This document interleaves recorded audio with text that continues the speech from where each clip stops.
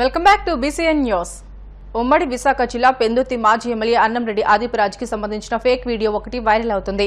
అయితే దీనిపై నేరుగా ఆదిప్ రాజ్ వివరణ ఇచ్చారు. ఫుడ్ పాయిజన్ అయిందన్న అనుమానంతో తెల్లవారుజామున 2:30కు ఆసుపత్రికి వెళ్లినట్లు తెలిపారు. అది గ్యాస్ట్రిక్ సమస్య కావడంతో 6:30కే డిశ్చార్జ్ అయ్యానని తెలిపారు. చిన్న విషయాన్ని పెద్ద విషయంగా మార్చి తప్పుడు ప్రచారం చేస్తున్నారని, ప్రజలకు అందుబాటులో ఉంటానని ఆదిప్ రాజ్ చెప్పుకొచ్చారు. వాళ్ళంతా కూడా హల్చల్ చేస్తున్నాయో మనందరం కూడా చూస్తున్నాం. నిన్న సాయంత్రం 4 గంటల నుంచి 6 గంటల వరకు కూడా పెందుర్తి నియోజకవర్గ పరిధిలో ఉన్నటువంటి వైఎస్ఆర్ కాంగ్రెస్ పార్టీ ఆత్మీయ సమావేశం ఏర్పాటు చేసుకొని కార్యకర్తలందరితోని కూడా బ్రహ్మాండంగా కార్యక్రమం చూసుకొని తదనంతరం కుటుంబంతో కలిసి సరదాగా బయటికి డిన్నర్ కూడా వెళ్ళి రావడం జరిగింది. కొంచెం అనీజీగా అనిపించి గ్యాస్ట్రిక్కా లేదంటే ఫుడ్ పాయిజన్ అయిందా అనుకుంటే తెలియదు, కానీ చిన్న అనీజీగా అనిపించి తెల్లవారుజామున సుమారుగా 2:30-3 గంటలకి నేను హాస్పిటల్కి వెళ్ళడం, అప్పుడు 6 గంటలకల్లా నేను డిశ్చార్జ్ అయిపోయి బయటికి రావడం కూడా జరిగింది.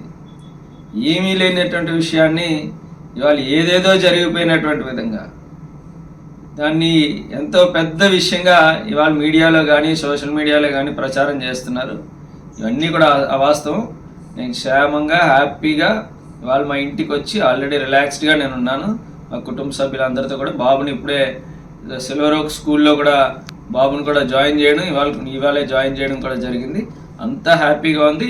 ఎవరు ఎటువంటి సందేహాలు, ఇటువంటి వార్తలు వీటిని కూడా నమ్మకూడదని చెప్పి మరీ కోరుకుంటూ ప్రజలందరి దీవెనలు ఆశీస్సులతో మరింతగా పార్టీని బలోపేతం చేయడానికి మళ్ళీ ఏదైతే మనం అనుకున్న స్కెడ్యూల్ ప్రకారం కార్యక్రమాలన్నీ కూడా సవ్యంగానే జరుగుతాయి.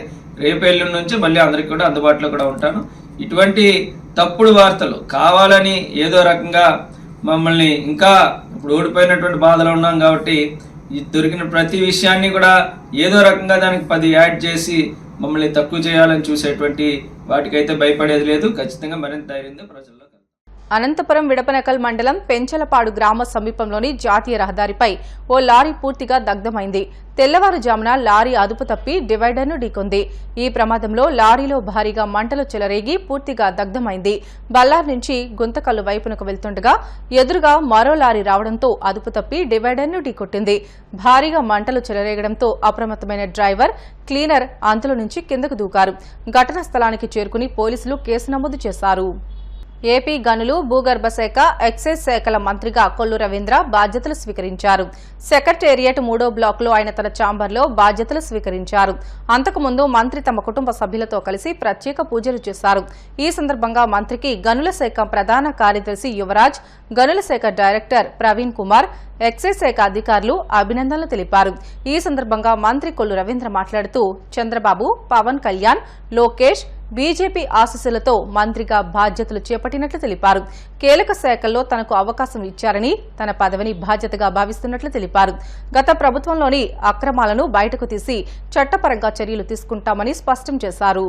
చంద్రబాబు నాయుడు గారు ఆశీస్సులతో పవన్ కళ్యాణ్ గారు, నారా లోకేష్ గారు, ఇవాళ భారతీయ జనతా పార్టీ ఈ రాష్ట్రంలో ఒక స్వచ్ఛమైన పరిపాలన అందించాలనే ప్రజల ఆకాంక్ష మేరకు పరిపాలనా కార్యక్రమాలు చేసుకోవడంలో మంత్రిగా ఎక్సైజ్ మరియు మైనింగ్ శాఖకి అతి కీలకమైనటువంటి శాఖలకి నాకు అవకాశం ఇవ్వడం, సెక్రటేరియట్ లో 3rd బ్లాక్ లో 207 ఛాంబర్ లో విధులను తీసుకోవడం జరిగింది. ఇది చాలా బాధ్యతగా మేము భావిస్తా ఉన్నాం. ఈ రాష్ట్రంలో గత 5 సంవత్సరాలు ముఖ్యంగా అక్రమ మద్యం ద్వారా గానీ ఎక్సైజ్ డిపార్ట్మెంట్ మొత్తాన్ని కూడా భ్రష్టు పట్టించారు. విపరీతంగా ప్రజల మాన ప్రాణాలతో చెలగాటమాడారు. ఇవాళ అతి కీలకమైనటువంటి ఈ డిపార్ట్మెంట్ ద్వారా అంతా టోటల్ అస్తవ్యస్తం చేశారు. మొత్తం ఈ వాళ్ళ స్వార్థ ప్రయోజనాల కోసం మొత్తం వ్యవస్థనే భ్రష్టు పట్టించారు. టోటల్ డిపార్ట్మెంట్ నే నిర్వీర్యం చేశారు. ఇవాళ తిరిగి మళ్ళీ జీవసత్యాలు ఈ డిపార్ట్మెంట్ కి ఇచ్చి ప్రజల మాన ప్రాణాలు కాపాడాలా, ఏదైతే జరుగుతున్నటువంటి అక్రమాలని, గతంలో జరిగినటువంటి అక్రమాలు కూడా ఖచ్చితంగా బయటికి తీయాల్సిన అవసరం ఉంది.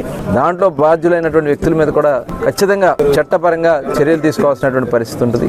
అలాగే మైనింగ్ కూడా ఇవాళ ఎక్కడ చూసినా ఇసుక దోపిడీ, టోటల్ ఏదైతే ఖనిజ సంపద ఉందో ఆంధ్ర రాష్ట్రంలో అద్భుతమైనటువంటి ఖనిజ సంపద ఉంది. ఈ ఖనిజ సంపద ప్రజా అవసరాల కోసం ఉపయోగించుకోవాలా, ఆ వచ్చినటువంటి ఆదాయాన్ని ప్రభుత్వానికి జమ చేసుకోవాల్సినటువంటి పరిస్థితి ఉంటే సొంత ఖాతాలకి మళ్లించుకున్నారు. చాలా మంది న్యాయబద్ధంగా చేస్తున్నటువంటి వ్యాపారస్తుల్ని రాష్ట్రం నుంచి తరిమేశారు. ఏపీకి ఆనుకుని ఒడిశా, ఛత్తీస్గఢ్ ప్రాంతంపై ఉపరితల ఆవర్తనం కొనసాగుతోంది. మరోవైపు నైరుతి రుతుపవనాలు చురుగ్గా కదులుతున్నాయి.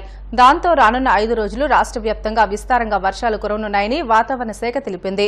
25, 26, 27 తేదీల్లో తూర్పుగోదావరి, పశ్చిమ గోదావరి, విశాఖపట్నం, శ్రీకాకుళం, విజయనగరం, పార్వతీపురం మన్యం, అల్లూరి సీతారామరాజు, కోనసీమ, కాకినాడ, గుంటూరు, బాపట్ల, ఎన్టీఆర్, కృష్ణా, ఏలూరు జిల్లాలో భారీ వర్షాలతో పాటు ఉరుములు, మెరుపులతో పిడుగులు పడే అవకాశాలు ఉన్నాయని వాతావరణ శాఖ తెలిపింది. ఆరుబయట పొలాల్లో పనిచేసే రైతులు అప్రమత్తంగా ఉండాలని రాష్ట్ర విపత్తు నిర్వహణ శాఖ హెచ్చరించింది. చెట్లు, టవర్ల కింద ఉండవద్దని సూచించింది. వార్తలు ముగించే ముందు ముఖ్యాంశాలు మరొకసారి.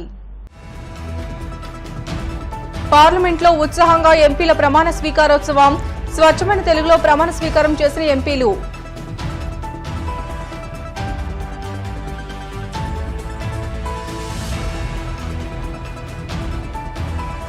విజయవాడ దుర్గమ్మను దర్శించుకున్న ఏపీ శాసనసభాపతి అయ్యన్న పాత్రుడు.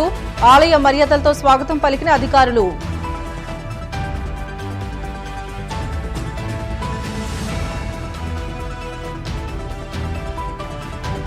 ఏపీ గనుల శాఖ మంత్రిగా కొల్లు రవీంద్ర బాధ్యతలు. నాకు చంద్రబాబు కీలక బాధ్యతలు అప్పగించారంటూ హర్షం.